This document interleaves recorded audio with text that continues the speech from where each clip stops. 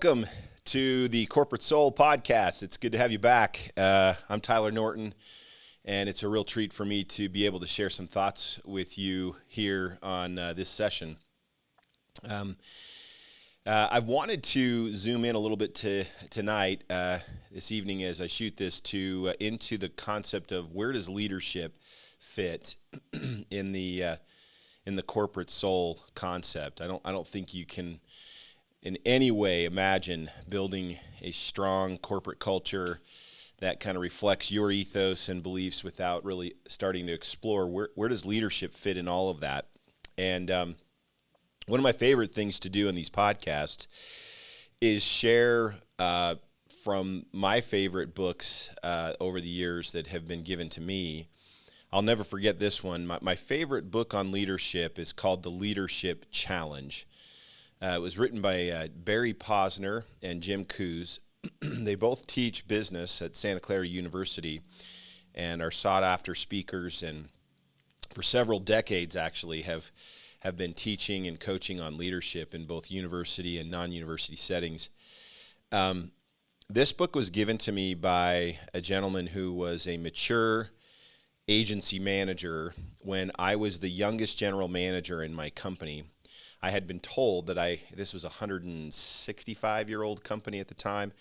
I had been told that I was the youngest general manager in the history of the company. I was scared to death. I was in a job I shouldn't have been in my late 20s, and really felt a need to up-level my leadership skills. And this particular book was given to me as a gift from a manager from Southern California by the name of Jim Moore, who said, "Tyler, this book has almost been a leadership Bible for me throughout my career," and he was kind enough to share it with me. And I have since probably read it multiple times, taught much from it in different settings along the way. And so I want to start the podcast by telling you and giving credit to Jim Coos and Barry Posner and their great work in the Leadership Challenge. The first edition of which, if I'm not mistaken, was published several decades ago, and I think it's in its 7th published edition, and upwards of 2 million copies around the world in more than 20 languages. So highly recommended, and much of what I'll be sharing with you this evening on the podcast will come from some of the lessons I've learned from them. I want to start by suggesting that there is no real ethos or corporate soul without a form of leadership that people want to follow. And Jim Coos and Barry Posner over the years have administered a survey. I believe the first year that they administered this survey, if you can imagine this, was all the way back to 1987. And the survey is titled The Characteristics of the Most Admired Leaders. So it's actually written from the perspective of a constituent or someone who wants to follow a leader. What are the characteristics that they most want to find in a leader that they want to follow? And what I find fascinating about this survey that they've administered, not only in 1987, but subsequently, I believe every couple of years they've done it, up until as early as 2017, or as late, as 2017.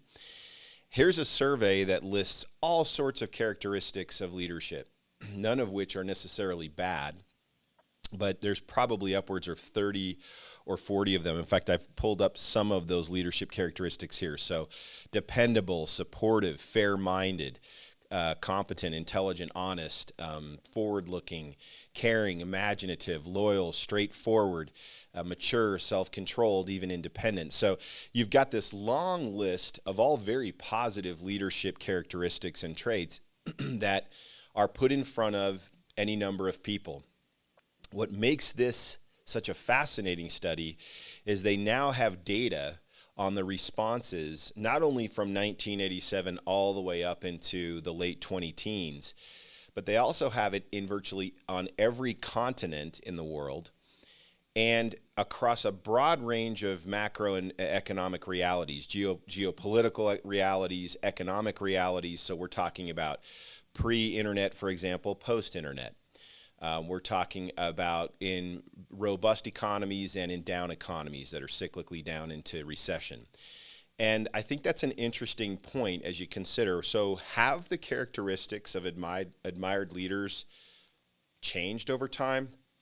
Have people kind of pivoted as we've moved into a technology-driven world, away from maybe some of the post-World War II leadership dynamics? Really kind of a fascinating study.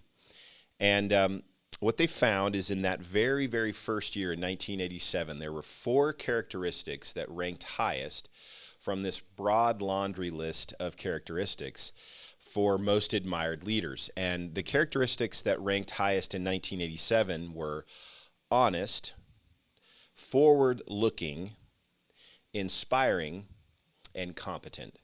So the first 4 in 1987 were honest, those characteristics that were most admired in leaders: honesty and integrity. Forward-looking, so some sort of strategic and not just focused on today or tactically driven, but actually with some foresight, outlook into the future. They were inspiring. They had the ability to awaken a sense of we can do this in other people, and they were competent. Those were the 4 in 1987. Well, I'll jump to the punchline in the message that I want to share with you guys tonight, and that is that the actual reality is that every year that they did this study, whether they did it in India, whether they did it in South America, in the United States, over to Europe, in Asia, no matter where they administered the study, guess what happened every year and has happened every year since they started this almost some 35, 40 years ago? And the answer is honest, forward-looking, inspiring, and competent have prevailed in every survey, in every continent, in every economic reality and situation. These are the characteristics of most admired leaders that these gentlemen, Barry Posner and Jim Coos, who wrote the book, The Leadership Challenge, have said over the test of time and the test of economies, even shifting into from service economies into technologies and all sorts of shifts and pivots, it has always prevailed that what people are looking for in their leader, the one they want to follow, is honesty, a forward-looking mindset, and ability to see and have a vision into the future. They want to be inspired by that leader, and they want to know that there's a level of competence and expertise that they have.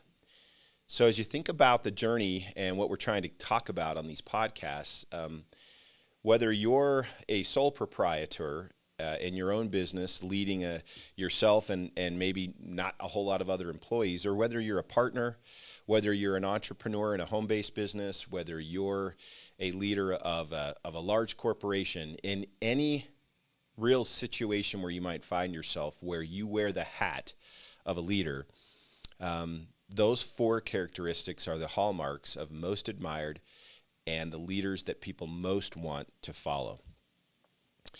As I was studying this book early on in my career and wanting to become a better leader, I started to ask myself, so, how do I develop those characteristics the most? And if you read this book, you'll see that they kind of summarize those 4 characteristics into source credibility. And I think that's a really powerful concept in leadership. Is they said, if you really said, what does it all boil down to, even with honest and forward-looking and inspiring and competent? What Coos and Posner did was they summarized really what was this all about. And the upshot of their leadership surveys really pointed at one thing, and that is credibility. That the ultimate game is that leaders need to be credible. And when a leader is honest, it inspires source credibility. When a leader has the ability to be forward-looking, anticipating, seeing external and internal forces on their own business or leader, whatever leadership setting they're in, that becomes more credible. Obviously, if they're inspiring, they create a sense of credibility and believability. And then lastly, this notion of competence. Clearly, competence and source credibility go together. And as they continued to explore the relationship that they've seen over decades of studying and teaching about leadership, they talk at length about what they refer to as the 5 practices of exemplary leaders or of exemplary leadership. So if you thought, okay, first and foremost, on my leadership journey, what people really want to know is, am I honest? Do I have the ability to kind of see, the way I think about it, the metaphor I've used in many different settings is kind of where the puck is going on the ice. Wayne Gretzky said, they said one time, why do you succeed? He goes, I skate to where the puck is going, not to where the puck has been. I think that's a good example of being forward-looking, right? You're mindful of where are things going in my industry, where are things going in my area of focus as a leader. And by being able to anticipate and moving your organization towards those things, you tend to have greater credibility. Clearly, the inspiring piece makes sense to me, that people want to follow someone that inspires them and speaks from a place of conviction, and it really triggers an emotional response of credibility.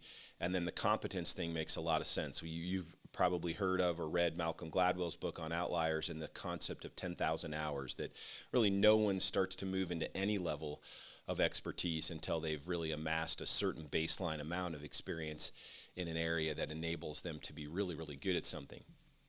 And as they were talking about these practices of exemplary leadership, they said, if a leader can really establish that source credibility through those 4 characteristics, and of course the others are important as well, but these 4 seem to be kind of the top 4 year over year and decade after decade. But they also say that if you summed it up as credibility, source credibility, and they have an acronym under do what you say you will do. They say at the end of the day, leaders who do what they say they will win the day on that source credibility metric or measurement. And then they say, but the great leaders really focus on 5 practices of exemplary leadership. And I just want to touch on these briefly this evening as we have this brief kind of check-in on the leadership side of things in the corporate soul. Number 1, leaders model the way. An important principle that they teach. Leaders model the way. This speaks to clarifying and establishing their own values, able to articulate those. We've talked a lot about the principle side of corporate soul. How well can you articulate your values? How well does your team know them? And it's interesting to note that they've done a lot of studies on whether it's organizational values or even personal values that the leader can both point to and articulate. They found a higher correlation with a leader that can articulate and is committed to a set of very personal values, or what I would refer to in some of these podcasts as principles, right? Focusing on principles over ego and economics. That person that can articulate their personal values and is strong at articulating the organizational values tends to have a greater impact overall on their leadership journey. So this concept of modeling the way says, can you not only do you have a set of personal values and priorities that matter to you, and have you been effective at sharing those and communicating with those so that people can read from that and get a sense as to who you are?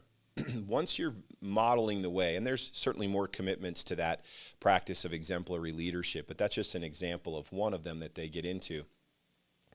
The second practice of exemplary leadership that is discussed in this book at length is, now that you've modeled the way and you've kind of got yourself set around your core values, your job is to inspire a shared vision. And I love the concept of inspiring a shared vision, reminding you that one of the 4 characteristics of admired leadership was inspiring. Well, their definition of leadership, and I'll say this parenthetically to these practices, is leadership is the art of mobilizing a group of people to want to struggle for a shared aspiration or a shared vision. So I'll say it again. Leadership is the art of mobilizing, moving. You get that sense of moving a group of people, right, who want to struggle. I love that phrase, who want to struggle for what? For a shared aspiration. Well, the leader's job is to inspire that shared aspiration in the form of a shared vision, and take the time to articulate it in a way that others have a chance to metabolize it, make sense of it, and then choose to opt in and engage in the process. This notion of, I want to struggle. And I think it's important also to think, Coos and Posner maintain that leaders necessarily aren't born, that leadership is a skill you develop over time as you become more adept at kind of seeing and understanding how people work. And that's why they refer to it more as an art. You learn the art of mobilizing people to want to struggle. By definition, most people don't want to struggle until they have some sense of shared vision or aspiration, something worth it.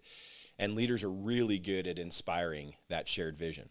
So backing up, just by way of summary, we've discussed the 4 characteristics of admired leaders. Excuse me. Number 1 is honest. Number 2 is forward-looking. Number 3 is inspiring. And number 4 is competent. A leader that has those as kind of central to who they are and can exhibit that to other people through consistency, doing what they say they'll do, becomes a source credible leader. And they talk a lot about credibility as being kind of the bedrock or foundational element of really, really strong leadership. And with those characteristics in hand and remembered and prioritized in your leadership journey, the next thing you want to do is say, so what are the 5 practices that I need to show and exemplify as I lead a group of people, as I mobilize a group of people to want to struggle for a shared aspiration? First one is model the way. Be clear about your values. Don't ask people to do things that you're not willing to do. Demonstrate that you're fully invested with them. That's number 1. Number 2 is then to take that, once they know that you're modeling the way and you have these characteristics, now inspire a shared vision. And take some time and articulate that vision so that people have real clarity on, okay, this is what we're trying to do and accomplish here. And I enlist in that vision. I want to struggle with you for that shared aspiration. The third thing, if you can kind of see how this logic flow goes, is once you've established a vision, leaders, the third practice of exemplary leadership is they challenge the process. You've probably heard the old story that a granddaughter asks her mother why we cut the ends of the ham off when we put it in the oven. And the mother says, I don't know. Grandma always used to do that. Let's ask Grandma. So they get on the phone and they call Grandma and say, Grandma, why did you cut the ends of the ham off before you put it in the oven? Of course, they were thinking, did you let it breathe? Does it cook faster or better or taste better? And she said, I just didn't have a pan or a pot that would fit the ham, so I had to cut the ends off. That's interesting, isn't it, to think about? No one had challenged the process of that until 2 generations later and said, why are we cutting the ends of the ham off? Leaders, the third practice of exemplary leadership, leaders are willing to challenge a process. Having worked in many different corporations and seen how artifacts can emerge over time, the way we did something can be, well, we've always done it that way. Good leaders at the right time will come in and rationalize it and say, why are we doing it this way? Is there a good reason for this? And that challenge of process can actually highlight inefficiencies.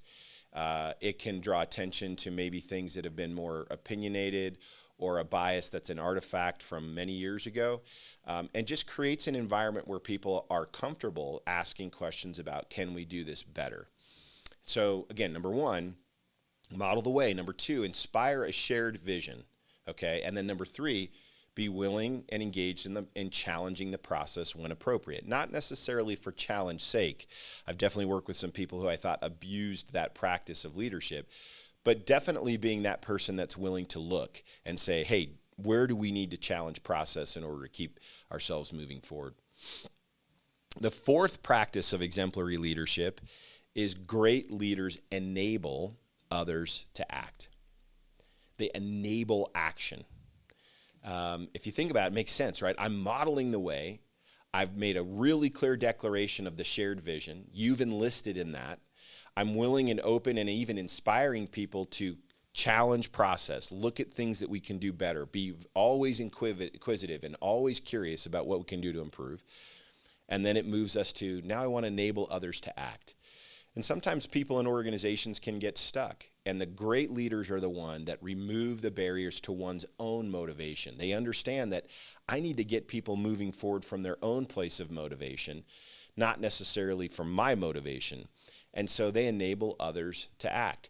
What could that look like? Could be structure, could be teams. It could be relooking at how people work together to try to optimize outcomes for them working together. Clarity about strategy and execution, right? How well do people know what it is we're doing on an execution level? If you've inspired the shared vision, you've given them a sense of where you want to go. Now the question becomes, well, how? How do we get there? Which is always tied back to strategy on a macro level and then down to initiative levels on a tactical level. And so you say, good leaders enable others to act. They give them the clarity they need, maybe the chalk lines on the field and the rules of engagement. Now everyone knows. Now they say it's time to move forward and to act. So that fourth practice of exemplary leadership, according to the Leadership Challenge book that I'm kind of doing a review on tonight, is this concept of, can you enable other people to move and to act?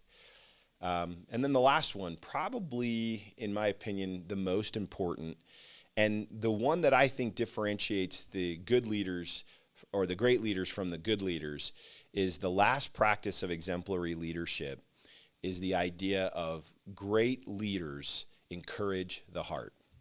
You know, as you set out to do something that is a meaningful shared aspiration, to take a group of people, one of my great mentors said, his definition of leadership is taking people to a place they've never been before.